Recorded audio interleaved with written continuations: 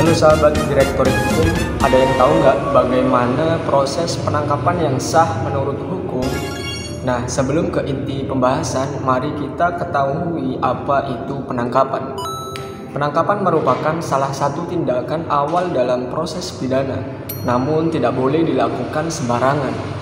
Ada prosedur tertentu yang harus dipenuhi agar penangkapan dianggap sah menurut hukum. Jadi, penangkapan adalah tindakan penyidik untuk membatasi kebebasan tersangka atau terdakwa selama paling lama 1 hari yang dilakukan berdasarkan perintah tertulis.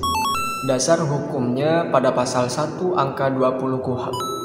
Kemudian mengenai syarat-syarat penangkapan yang sah. Yang pertama yaitu harus ada dugaan kuat bahwa seseorang melakukan tindak pidana yang biasanya didasarkan pada bukti awal yang cukup, berdasarkan pada pasal 17 KUHP.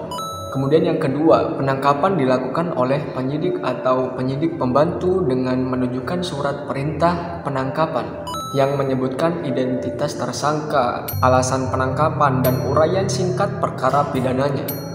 Ini dasar hukumnya pada pasal 18 ayat 1 KUHP. Kemudian yang ketiga, jenis penangkapan dilakukan tanpa surat perintah. Misalnya dalam kasus tertangkap tangan, petugas tetap harus memberikan penjelasan tentang alasan penangkapan. Dasar hukumnya pada pasal 18 ayat 2 KUHP.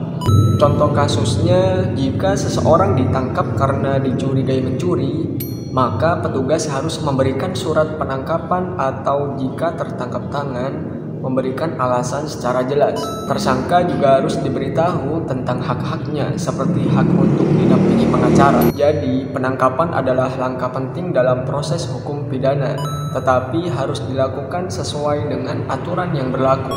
Dengan begitu, hak-hak tersangka tetap terlindungi selama proses hukum itu berlangsung.